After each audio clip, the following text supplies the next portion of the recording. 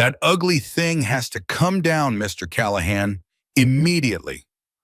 The voice was like gravel in a blender, a sound that could curdle milk from 50 paces. I turned from the fence post I was mending, my hand still gripping the hammer, and faced the source. Her name was Karen, and she was the self-appointed queen of the Northridge Meadows Homeowners Association. She stood with her hands planted on her wide hips, her floral print muumuu straining at the seams as if trying to escape the sheer force of her indignation. Her face was a flushed mask of outrage, her eyes narrowed into little slits of judgmental fury.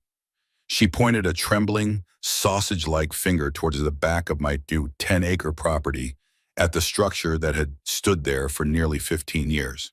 "I don't care if you think this is still the Wild West out here," she spat, her voice rising. "This is a planned community with aesthetic standards, and that silo is a blight, a rustic eyesore. You have 30 days to remove it, or the fines will begin, and believe me, they will be substantial." She thrust a crisp envelope into my chest with such force I had to take a step back. It was thick, heavy with the weight of her bureaucratic venom. Inside, I knew would be a formally worded threat, citing bylaws that were written long after my property was developed, long after that structure was erected. She saw my land not as a home, but as a violation waiting to happen. To her, my independence was a personal insult. If you've ever had a run-in with a power-tripping HOA board member who thinks their binder of rules is the word of God, hit that subscribe button right now. I want to hear your own HOA nightmare stories down in the comments, and let me know where you're watching from, because this kind of petty tyranny is a universal language. Now let me tell you how I handled Queen Karen and her 30-day ultimatum. I bought this land almost 20 years ago, long before Northridge Meadows was a gleam in some developer's eye. Back then it was just unincorporated county land, a beautiful stretch of rolling hills and oak trees at the edge of the national forest. I was fresh out of the Air Force, a 20-year veteran who'd spent most of his career as a communications and navigational systems specialist. I knew electronics, I knew infrastructure, and I knew how to read the fine print.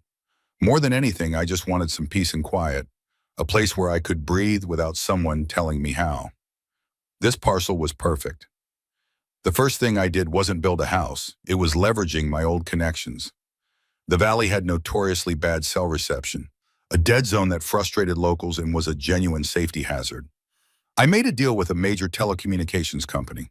They needed a place for a new relay tower to cover the valley, and I had the perfect spot.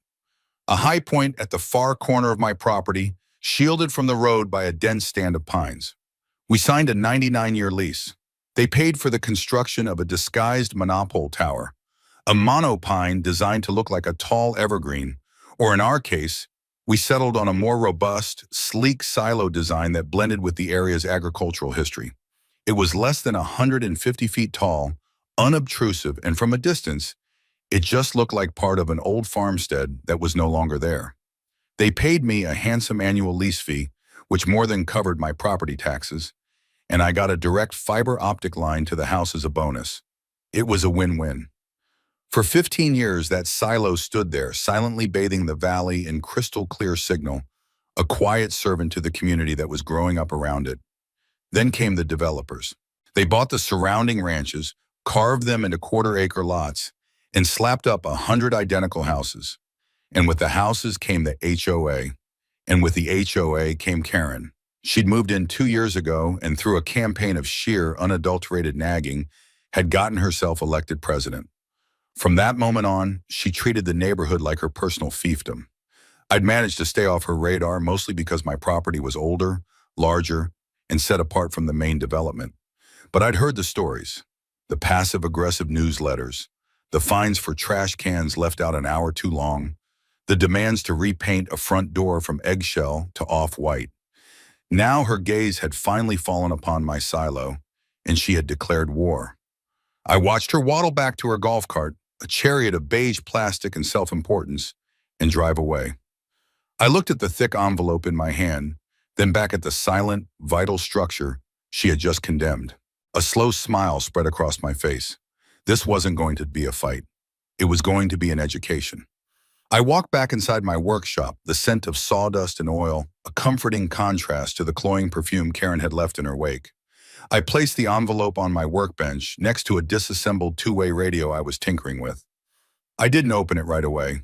In the military, you learn that the first moments after contact are critical. You don't react, you assess. You gather intelligence before you formulate a plan of attack. Karen had fired the first shot, a loud, messy, emotional volley. My response would be quiet, precise, and infinitely more effective. I already knew what the letter would say, a litany of supposed violations, citing clauses from the North Ridge Meadows covenants, conditions and restrictions.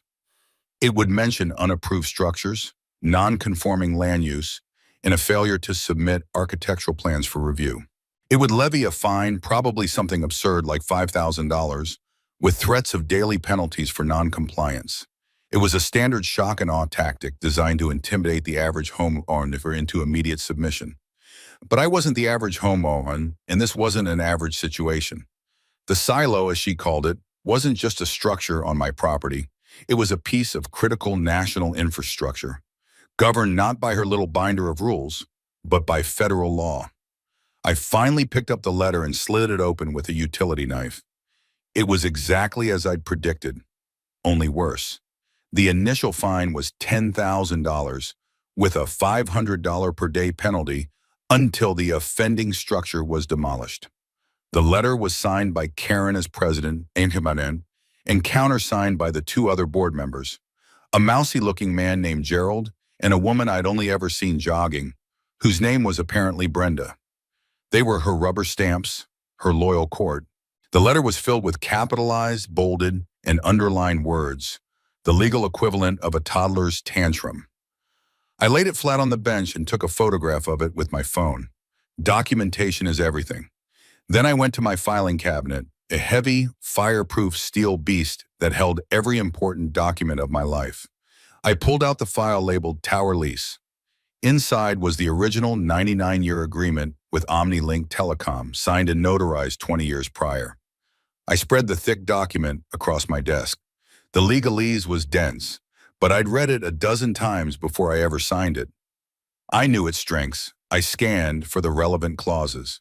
Section 4B, Easement and Access, which granted OmniLink and its successors perpetual unrestricted access for maintenance and operation. Section 7, Interference, which explicitly stated that no action could be taken by the landowner or any subsequent governing body, including but not limited to a homeowners association, that would inhibit, obstruct, or otherwise interfere with the operational integrity of the telecommunications facility. But the real gem, the clause that made Karen's letter nothing more than expensive toilet paper, was Section 11A under the heading Federal Preemption. It cited the Telecommunications Act of 1996, specifically Section 704, which severely limits the ability of local governments, and by extension, HOAs, to regulate the placement and construction of personal wireless service facilities. You can't outright ban them, and you can't have regulations that have the effect of prohibiting them. Demanding the removal of the only tower in the valley, that was a textbook case. I picked up my phone and called the number for my liaison at OmniLink, a guy named David Chen. We'd spoken maybe 3 times in the last decade, usually just a courtesy call about scheduled maintenance. "Jack Callahan," I said when he answered. "Didn't expect to hear from you. Everything okay with Tower 734? David was all business. "The tower's fine, David. The new neighbors? Not so much." I explained the situation, reading him excerpts from Karen's letter. There was a long pause on the other end of the line, then a sound that was half sigh, half chuckle. "Oh, it's one of these," he said. "Jack, don't even worry about it. These HOA commandos pop up every few years. They get a little bit of power and think they're the FCC. Your lease predates that entire development by a decade and a half. The federal preemption clauses are ironclad. Let me guess, the president is a woman named Karen?" I laughed. "You've been through this before." "More times than I can count," he said. "They're a type. Look, email me a copy of that letter. I'll forward it to our legal department. They'll draft a polite but firm cease and desist letter that will educate your HOA president on the finer points of federal telecommunications law. We can shut this down right now.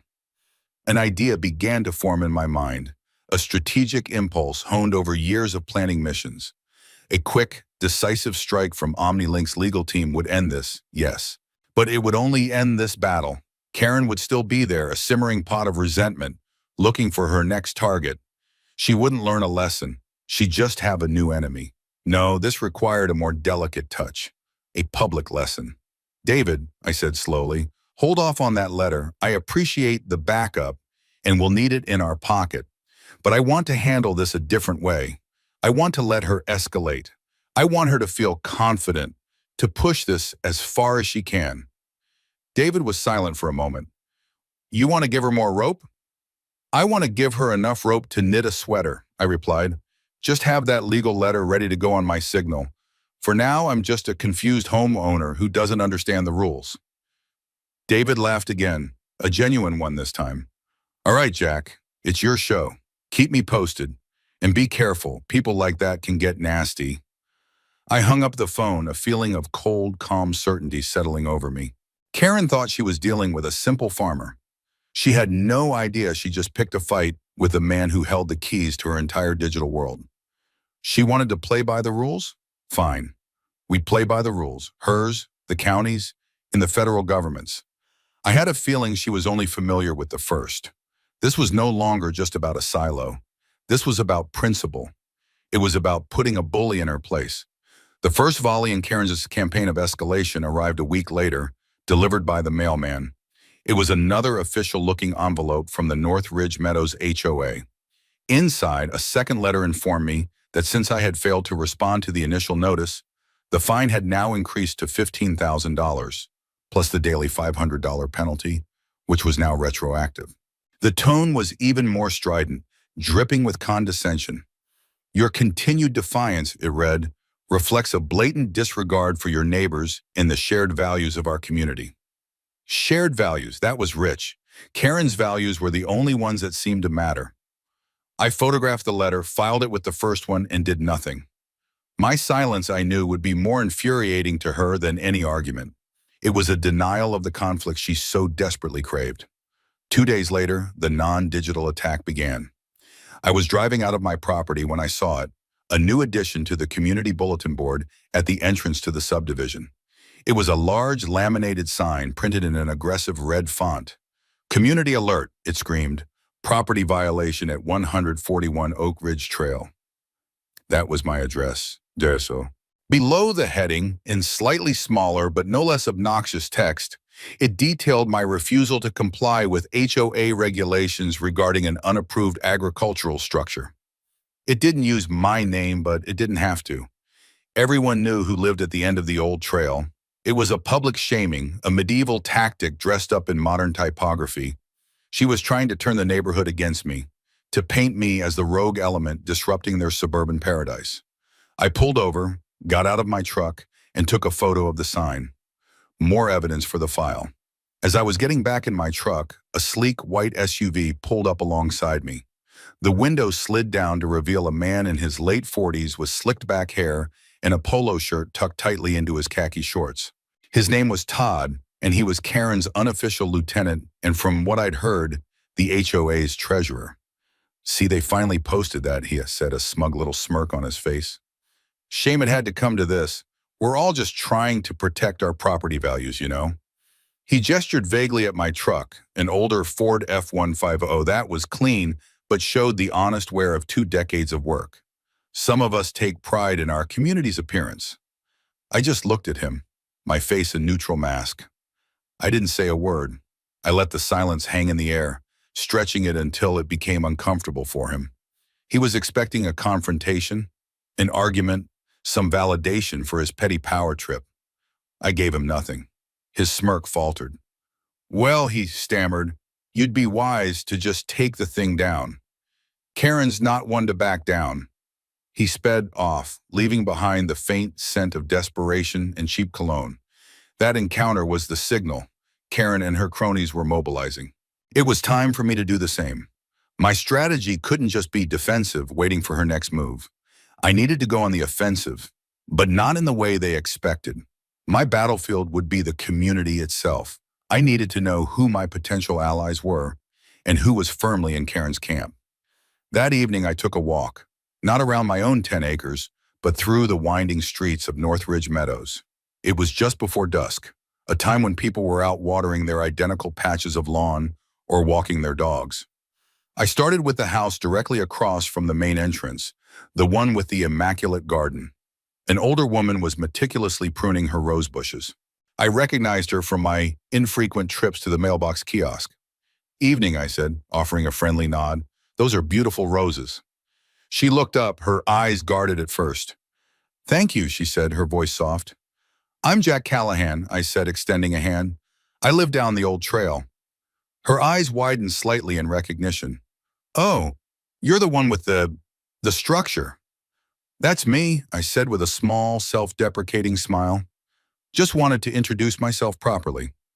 I've heard the HOA can be a bit enthusiastic." A flicker of something crossed her face. Frustration, maybe solidarity. She lowered her voice. "Enthusiastic is one word for it. They sent me a notice last month because my garden hose wasn't coiled in a perfect circle." A perfect circle. Can you imagine? We talked for another 10 minutes. Her name was Eleanor Henderson, and she and her husband had lived here since the first phase was built. They were quiet, retired, and utterly fed up with Karen's reign of terror. They'd been fined for their bird bath being the wrong shade of gray and for having a decorative flag that wasn't on the pre-approved list of 5 designs. They were intimidated, but they were angry. I left her with a simple, "Well, it's good to know I'm not the only one." I continued my walk, my mission now clear. I wasn't just gathering intelligence. I was planting seeds. I stopped to talk to a young couple, the Garcias, who were watching their kids play on a swing set. The swing set, I noticed, was a dull, lifeless beige. "That's a sturdy-looking set," I commented. The husband, a man about my son's age, sighed. "It used to be blue," he said, his voice laced with annoyance. "A nice, bright, sky blue. The kids loved it. But we got a letter. Apparently, children's play equipment must conform to the earth tone palette of the community. So we spent a weekend painting it this depressing color." Karen wasn't just enforcing rules. She was bleaching the life and color out of the neighborhood, one violation at a time. By the time I returned home, the moon was high in the sky. I had spoken to 7 different families. 5 of them had their own stories of harassment, of petty fines, and absurd demands. They were all disconnected, isolated in their frustration, convinced they were the only ones. Karen's power, I realized, came from this isolation. She divided and conquered. My path forward was now crystal clear. I had to unite them. The next phase of my operation was to formalize the resistance. A disorganized group of grumbling neighbors was a mob. An organized coalition with a shared purpose was a force to be reckoned with. I started with the person I thought would be the most receptive to a more structured approach. Marcus, the Marine I'd met during my walk. He lived 3 streets over, and his house was easy to spot. It was the one with the flagpole that was, as he'd told me, exactly 2 inches taller than the 6 feet mandated by the HOA bylaws. For this infraction, he had been engaged in a month-long battle of increasingly sarcastic correspondence with Karen. I called him the next morning. "Marcus, Jack Callahan, we met yesterday. I was wondering if you had some time to talk, somewhere private." There was no hesitation in his voice. "My garage, 30 minutes. His garage was as neat and organized as you'd expect from a Marine gunnery sergeant, retired or not. Tools hung in perfect silhouette on a pegboard, floors were clean enough to eat off, and an American flag was folded crisply on a workbench. He offered me a bottle of water and got straight to the point. "This is about Karen, isn't it?" "It's about the HOA, I corrected gently. "She's just the symptom. The disease is unchecked power." I laid out my situation, showing him the letters, the fines, the picture of the sign at the entrance. He listened intently, his jaw tightening as I spoke. When I was done, he just nodded. Standard psychological warfare. Isolate the target, apply public pressure, overwhelm with bureaucratic nonsense until they break. Seen it 100 times in different contexts. "What's your plan?" "The first step is to stop letting her isolate us," I said. I've spoken to the Hendersons, the Garcias, a few others. They're all getting hit with this nonsense. They think they're alone. I want to bring them together. Marcus leaned against his workbench. A meeting. Good. We need to consolidate our forces, share intelligence, strengthen numbers. Exactly, I said. And we need to be smart about it. No angry mob descending on her house. We do this quietly, methodically. We build a case. We decided to host the first meeting at my place. My property offered privacy that no one in the main subdivision had. I had Marcus reach out to the Garcias and a few others he knew, while I called Eleanor Henderson and another couple I'd spoken with. We kept the invitation list small for now, a core group of the most aggrieved. The meeting took place 2 nights later in my large living room. I'd set up a whiteboard and had coffee and pastries ready. The mood was tense at first, a collection of strangers united only by a shared sense of being wronged. There were the Hendersons, looking frail but determined, the Garcias, young and full of righteous anger, Marcus, a pillar of stoic calm, and the Kleins, a middle-aged couple who had been cited because their satellite dish was allegedly visible from the street, a claim they hotly disputed. I stood before them and started the meeting. Thank you all for coming, I began. I know we're all busy, but I think we can all agree that something has to be done. We've all been singled out by the HOA for reasons that feel petty, personal, and in some cases downright illegal. The reason we're here tonight is to stop being individuals picked off one by one and to start acting as a group. For the next hour, the stories poured out. Eleanor Henderson, her voice trembling with anger, described how Karen had come onto her property without permission to measure her bird bath with a tape measure. Mr. Garcia recounted the argument where Karen told him that his children's laughter was a noise nuisance after 8 p.m. The Kleins explained that the only way to see their satellite dish was to stand in their neighbor's second-floor bathroom and crane your neck out the window, which is exactly what Karen had apparently done. As they spoke, I wrote down the key details on the whiteboard: dates, violations, fines, and specific bylaws cited. A pattern emerged immediately. The rules were being applied inconsistently. Newer residents and those who had questioned Karen's authority at past meetings were targeted relentlessly, while her friends and allies seemed immune. Todd, the treasurer, had a basketball hoop that was explicitly against the rules, yet it had been there for a year without a single notice. She's using the bylaws as a weapon, Marcus said, summing it up perfectly. She's not enforcing the rules, she's enforcing her will. So what do we do? Asked Mrs. Garcia, her arms crossed. We can't all afford lawyers. We don't need individual lawyers, I said, turning to the whiteboard. We need information. The HOA is a corporation, and as members we have rights. We have the right to inspect its records, specifically its financial records. A hush fell over the room. You think she's... Mr. Klein started, letting the sentence hang. I think people who are this obsessed with control are often hiding something, I replied. Her lieutenant Todd is the treasurer. They control the money. We've all been paying fines. Where is that money going? Is it being properly accounted for? Are they following the state laws that govern HOAs? Marcus grinned. A financial audit, a counterattack on a new front. It's not an attack, I said carefully. It's a request for information, which we are legally entitled to. I will draft a formal letter tomorrow, citing the relevant state statutes, requesting complete access to all financial statements, meeting minutes, and contracts for the last 2 years. We will all sign it. The mood in the room had transformed. The fear and isolation had been replaced by a sense of purpose, of empowerment. They weren't just victims anymore. They were a coalition. As the meeting broke up, Eleanor Henderson pulled me aside. Thank you, Jack, she said, her eyes shining. For the first time in a year, I feel like we have a chance. I watched them drive away, their headlights cutting through the darkness, and I knew this was the turning point. Karen's campaign of division had backfired. She hadn't created a compliant neighborhood. She had forged an alliance, and we were just getting started. The official request for financial records was sent via certified mail the next day, signed by the 7 households that had attended the meeting. The state's Nonprofit Corporation Act, which governed HOAs, was clear. Members were entitled to inspect the books with reasonable notice.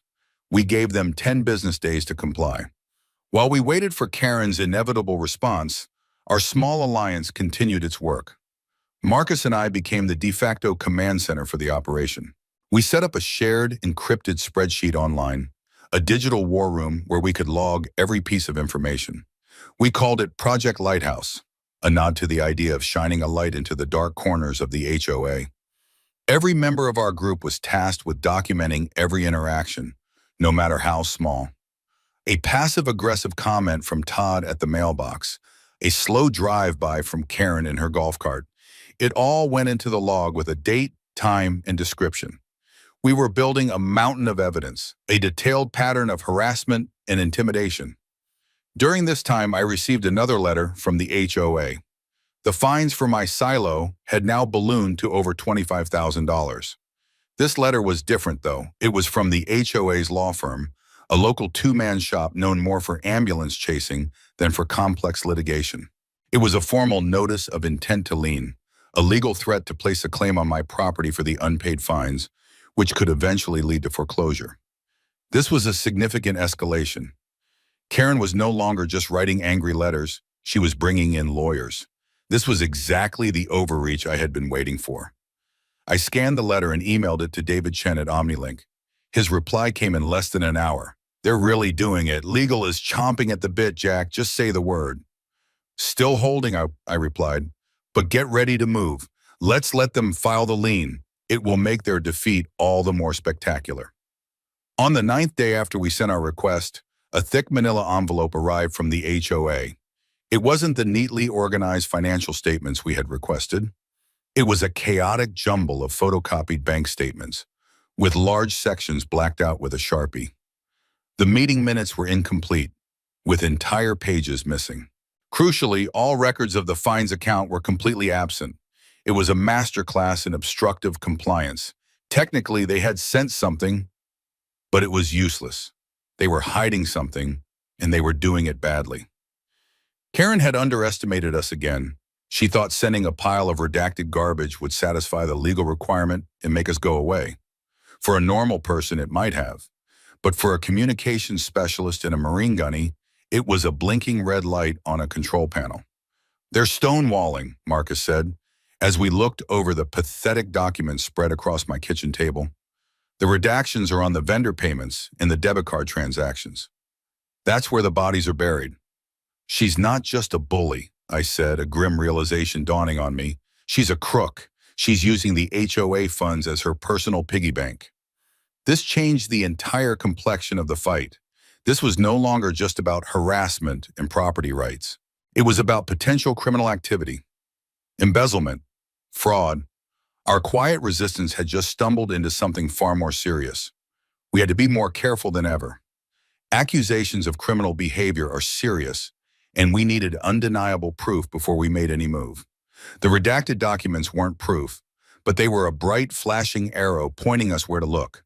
We needed to find out who the HOA's vendors were. We needed to know what those debit card charges were for. Marcus had an idea. "The landscaping contract," he said. "It's the biggest line item in any HOA budget." The contract itself wasn't in what they sent us, but the name of the company was on one of the few unredacted checks. Lush Greenscapes, LLC. I got on my computer. A quick search of the state's business registry told me everything I needed to know. Lush Greenscapes, LLC was registered just 18 months ago, 6 months after Karen took office. The registered agent and sole officer of the company? A man named Barry, whose address was the same as Karen's. A quick social media search confirmed it. Barry was Karen's brother-in-law. She was awarding a no-bid, overpriced landscaping contract to her own family. The grass in the common areas was patchy and full of weeds, yet the HOA was paying a premium. The money wasn't just being spent, it was being funneled. "Conflict of interest doesn't even begin to cover it," I said, showing Marcus the screen. "This is textbook self-dealing." Marcus let out a low whistle. "She's not just a queen, she's building an empire with our money." We now had our first piece of concrete, undeniable evidence of malfeasance. It was time to bring in my own legal counsel. This was escalating beyond neighborly disputes and into the realm of corporate law and potential fraud.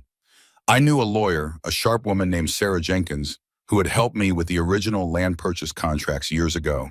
She was meticulous, tough, and specialized in real estate and corporate law. I called her, explained the situation from the beginning, the silo, the harassment, the financial stonewalling, and our discovery about the landscaping contract. She was silent for a long moment after I finished. "Jack," she said, her voice serious, "this is big, bigger than you think. The harassment and the lien on your tower are an open and shut case for you, especially with the federal preemption. We can get that thrown out with a single letter, but the financial side, that's a whole other level. This isn't just about getting them off your back anymore. This is about removing them from power and potentially seeing them face criminal charges." "I know," I said. "That's why I'm calling you. I want to do this by the book. I want it to be airtight." "Good," she said. "Here's what we're going to do." The trap was about to be set, and Karen, blinded by her own arrogance, was about to walk right into it. Sarah Jenkins was exactly the legal firepower we needed. She was a strategist, not just a lawyer. After our initial call, we had a face-to-face meeting with Marcus joining me. We laid out the entire timeline, the spreadsheet of incidents, the redacted financials, and our discovery about Lush Greenscapes LLC. Sarah listened without interruption, her pen occasionally flicking across a legal pad.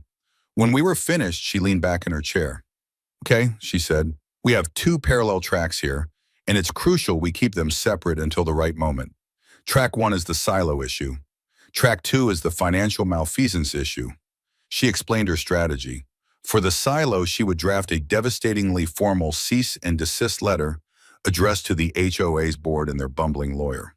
It would not only cite the Telecommunications Act and the supremacy of my lease agreement, but would also put them on notice for tortious interference, a legal term for intentionally damaging someone's business or relationships.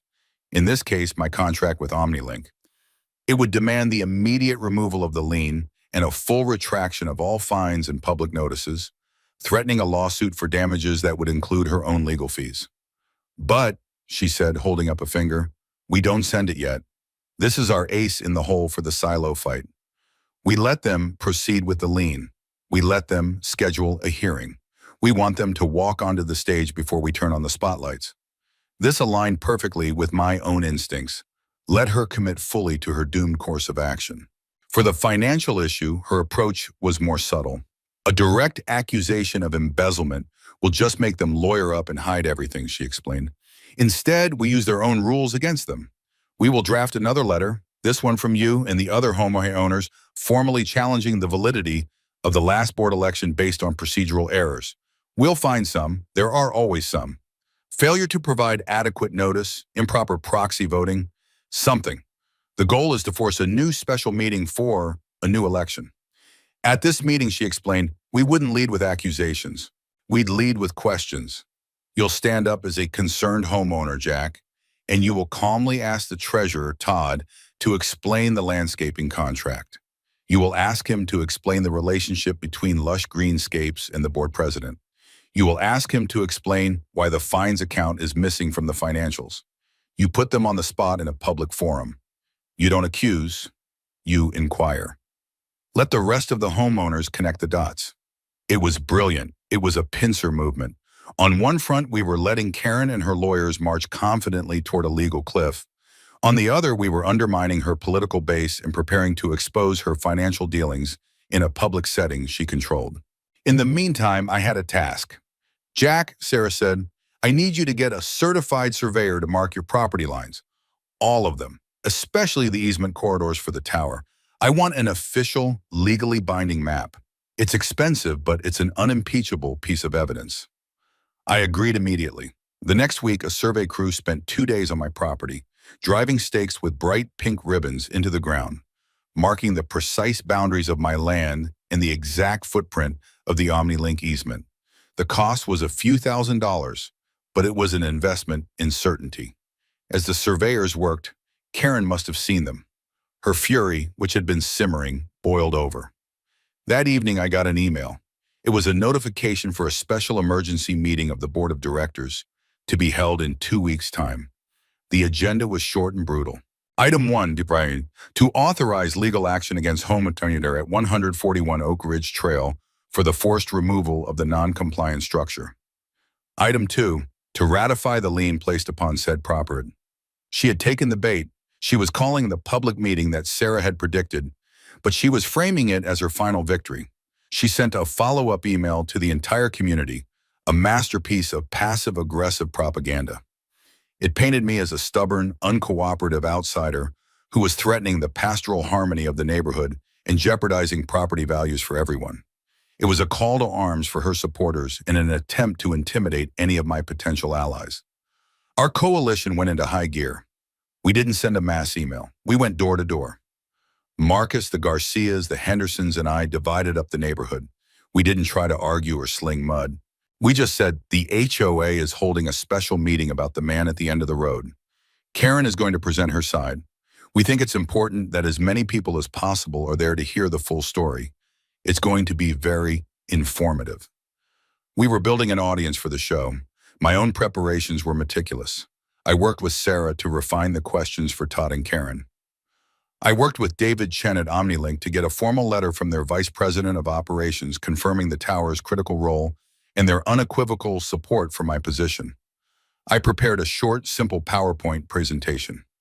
It contained a few key slides, a timeline of the harassment, a photo of the redacted financial documents, a screenshot of the business registration for Lush Greenscapes, LLC, and a map of the cellular dead zone that existed before the tower was built. The final piece of the plan was the most dramatic. I spoke with David Chen one last time. David, I said, for the meeting, I need something from you. I need the ability to initiate a temporary diagnostic shutdown of Tower 734. Remotely, from my phone. There was a pause. That's highly irregular, Jack. That's a network operations command. I know what it is, I said. I used to manage systems like this. I need a kill switch, a temporary one. I need to be able to demonstrate in real time what is at stake. I need everyone in that room to suddenly see no service on their phones. Can you arrange it?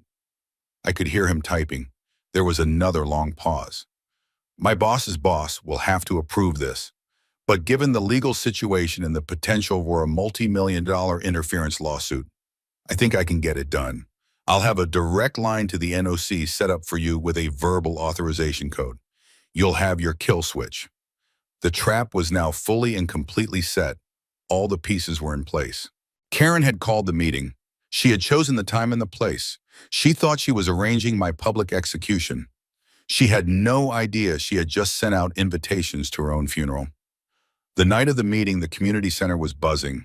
It was a sterile, multi-purpose room with a low ceiling and fluorescent lights that cast a pale, sickly glow on everything. Karen had clearly rallied her troops. The first few rows were filled with her sycophants, Todd prominent among them, all wearing smug, expectant expressions. But our door-to-door campaign had worked. The rest of the room was packed. People were standing along the walls and spilling out into the hallway. I saw the Hendersons find seats near the front, giving me a subtle nod. The Garcias were there with a few other young families. I saw faces I recognized from my walk, people who had shared their own stories of Karen's petty tyranny. They weren't here to support me. Not yet. They were here because they were curious and because we had promised them a show. I took a seat in the front row, directly in Karen's line of sight. I had my laptop bag with me, and I placed it carefully on the floor beside me. Marcus sat 2 seats down, a silent, imposing presence. Karen, perched behind a folding table on a small riser, beamed with triumph. She was wearing what she must have considered a power suit, a garish magenta number that did little to flatter her. She banged a small gavel on the table, the sound ridiculously loud in the tense room. "Welcome, everyone," she began, her voice oozing a false sincerity. "I'm so glad to see so many of you care about the future of our beautiful community." She launched into a grandstanding speech that was a cocktail of self-praise and thinly veiled accusations. She spoke of harmony, shared sacrifice, and the difficult but necessary decisions a leader must make. She painted a picture of Northridge Meadows as a fragile utopia, constantly under threat from those who refused to embrace the community spirit. Then she turned her attention to me. Her voice hardened. Unfortunately, not everyone shares our vision. For months, the board has been dealing with the homeowner who has chosen to defy the rules that we all live by. A homeowner who has erected a massive, unapproved industrial structure in blatant violation of our covenants. She didn't use my name, but she pointed a finger directly at me. The theatricality was absurd. This silo is an insult to our community's aesthetic. It lowers property values. It is a symbol of one man's arrogance, placing his own selfish desires above the good of the many. Murmurs rippled through her supporters in the front rows. "We have sent notices," she continued, her voice rising in a crescendo of righteous indignation. "We have levied fines. We have tried to reason with him, but he has met our every effort with stubborn silence. Therefore, the board has been left with no choice." She held up a document. "This is a lien against his property, and tonight we are voting to authorize our attorneys to take him to court and force him to tear that monstrosity down at his own expense." She looked at me, a cruel, triumphant smile on her face. "The time for talk is over. I now call for a vote on Agenda Item 1, the authorization of legal action." This was my moment. Before anyone could second the motion, I stood up. "Madam President," I said, my voice calm and clear, cutting through the charged atmosphere. "Before you call that vote, I believe the community is entitled to hear the other side of the story. May I have 5 minutes to address the homeowners?" Karen was momentarily thrown. She had expected me to sit there and take it. Denying a homeowner the right to speak would look bad, even for her. She exchanged a quick, nervous glance with Todd. "You've had months to comply," she snapped. "But fine, the community can hear your excuses. You have 2 minutes. "Thank you," I said. I walked to the small lectern next to her table, opened my laptop, and connected it to the projector that was set up for her presentation. My first slide appeared on the screen behind her. It was a simple title: "A Few Unanswered Questions for the Board." Karen's face tightened. This was not what she expected. "My name is Jack Callahan," I began, addressing the entire room, not just Karen. "I've lived on this land for 20 years. I love this valley. That's why 15 years ago, before most of this development existed, I made an agreement to help solve a problem that affected everyone who lived here: a total lack of reliable cell phone service." I clicked to the next slide. It was a map of the area from 2005, showing a massive red blotch labeled "Cellular Dead Zone" covering our entire valley. "Some of the older residents might remember this," I said. "Dropped calls, no data, no way to call for help in an emergency." I then clicked to the next slide. It was a picture of my silo. This structure, which your president wants to tear down, is not a silo. It's a disguised cellular relay tower. "It is the reason every single one of you," I said, sweeping my gaze across the room, "can make a call, send a text, or stream a video from your homes." A low murmur spread through the room. People were starting to look confused, glancing from me to Karen, whose face was beginning to lose its smug certainty. "The president has fined me over $25,000 and is threatening to foreclose on my home to tear down the very piece of infrastructure that provides her and you with modern communications. She is doing this in direct violation of my 99-year lease agreement with OmniLink Telecom, and in direct violation of the Federal Telecommunications Act of 1996, which makes what she is attempting to do completely and utterly illegal." I clicked again. The next slide showed a scanned copy of the letter from OmniLink's legal department, with the key phrases about federal preemption highlighted in yellow. Karen's jaw was now hanging slightly open. She was losing control of her own meeting. "But this isn't just about my tower," I continued, my voice hardening slightly. "This is about how this HOA is being run. It's about a pattern of harassment, selective enforcement, and financial secrecy." I clicked to the next slide. It was a list of the petty violations levied against the Hendersons, the Garcias, and the others. I mentioned the bird bath, the swing set, the flagpole. With each one, I could see heads nodding in the audience. People were recognizing their own experiences. "And where do all these fines go?" I asked, turning to look directly at Todd. "We, a group of homeowners, formally requested the financial records, as is our right. This," I clicked the slide, "is what we received." The image of the heavily redacted bank statements filled the screen. Gasps were audible in the room. They've hidden the vendor payments. They've hidden the debit card transactions. Why? Perhaps the treasurer, Mr. Todd, could explain this. Todd went pale, looking helplessly at Karen. Or perhaps, I said, clicking to the final slide, he could explain this. On the screen was the business registration for Lush Greenscapes LLC, showing Karen's brother-in-law as the owner. Could the board explain why our landscaping contract, one of our biggest expenses, was given without a bid to the president's own family? Could you explain why we are paying top dollar for subpar service? The room was silent for a beat, a thick, shocked silence. Then the murmurs exploded into outright chatter. The tide hadn't just turned, it was a tsunami, and it was about to crash down on the woman in the magenta power suit. The room had devolved into a sea of angry, confused voices. People were turning to their neighbors, whispering, pointing at the screen, then looking at Karen with expressions that had shifted from curiosity to suspicion, and now to outright hostility. Karen, for her part, looked like a cornered animal. Her face was blotchy and red, a mixture of fury and panic. She banged the gavel again and again, but the sound was lost in the growing uproar. "Order! Order!" she shrieked, her voice cracking. "These are baseless accusations. This is a smear campaign." "They're not accusations, Karen," I said, my voice cutting through the noise again. The room quieted slightly to hear my response. "They are questions. Questions you have refused to answer. Questions the treasurer seems unable to answer. But let's go back to the silo, shall we? Since you seem to believe it's just an ugly blight with no real purpose." I reached into my pocket and took out my cell phone. I held it up for everyone to see. As I said, this tower provides the cell service for this entire valley. I know some of you might find that hard to believe. You've gotten used to having 5 bars of service. People tend to take things for granted. I looked directly at Karen. A cruel, cold part of me wanted to savor this moment. The moment her world of petty rules and inflated self-importance came crashing down. So let's conduct a little experiment. I unlocked my phone and navigated to the dialer. The entire room was watching me, 100 pairs of eyes fixated on the small device in my hand.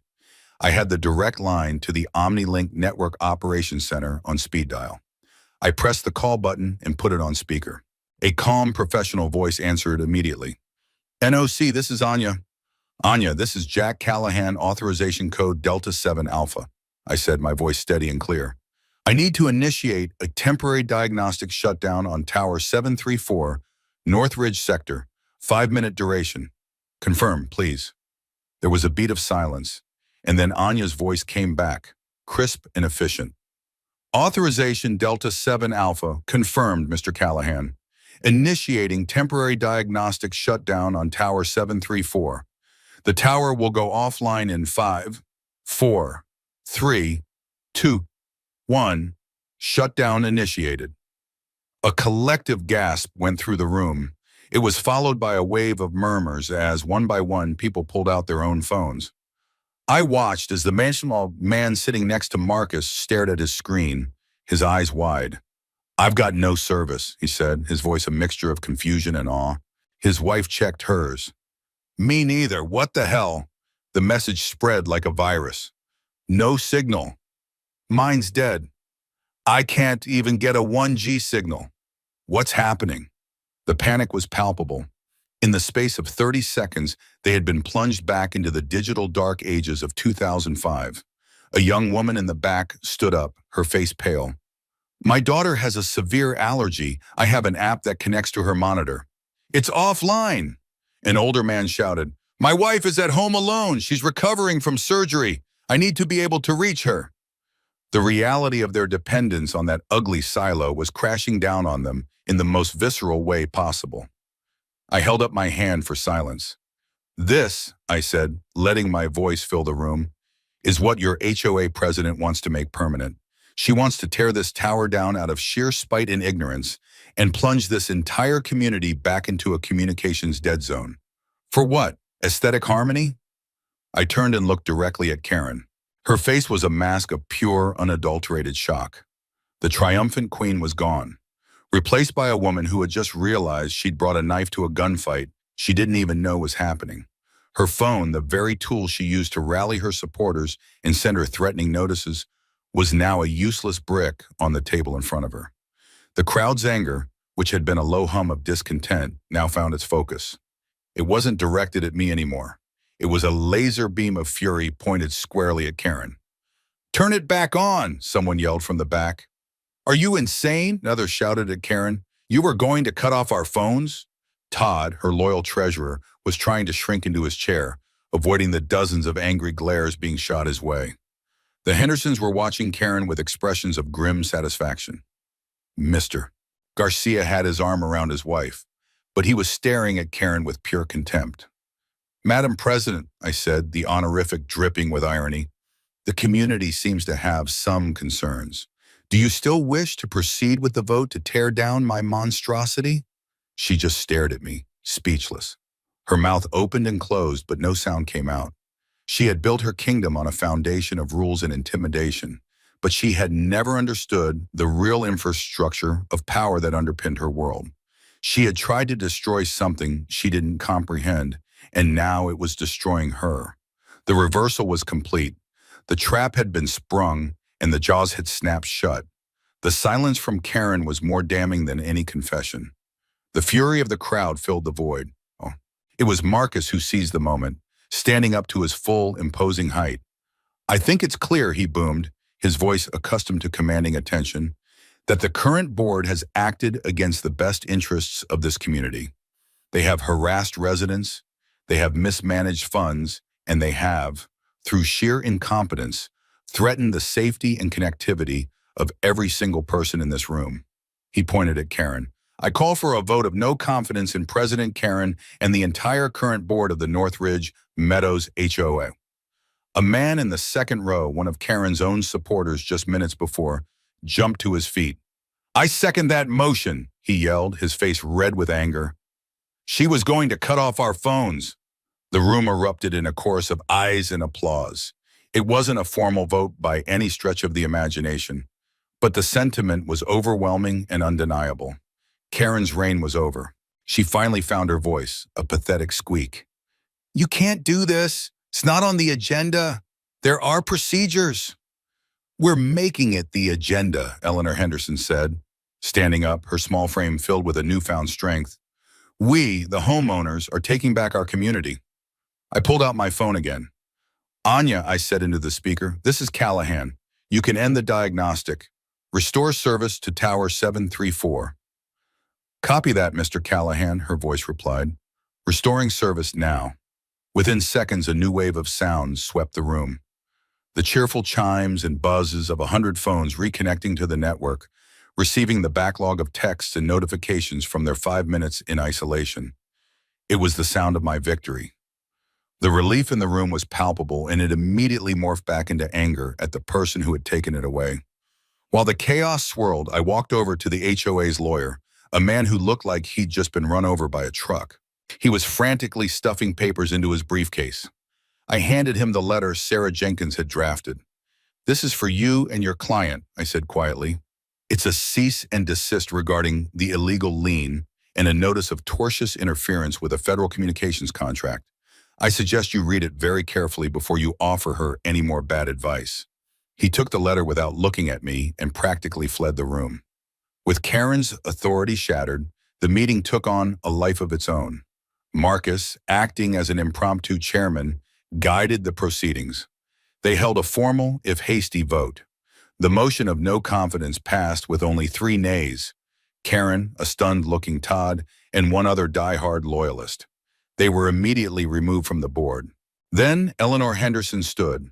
"I nominate Jack Callahan to lead an interim committee to oversee the HOA's affairs and to conduct a full independent audit of the finances." The nomination was seconded and passed with a roar of approval. I was, it seemed, the new reluctant leader. The first act of the interim committee, which consisted of myself, Marcus, and Mr. Garcia, was to formally void all fines levied by Karen's board over the last year. A wave of relief washed over the faces of at least half the people in the room. The second act was to fire Lush Greenscapes LLC, effective immediately. The third was to vote to hire a forensic accountant. The aftermath was swift and brutal for Karen. The audit, as we suspected, was a bloodbath. It revealed that Karen and Todd had been using the HOA's debit card for personal expenses, fancy dinners, online shopping, even a weekend trip to a spa resort, which they'd classified as board development. The fines they collected from residents went into a separate, unaudited account that they used as a personal slush fund.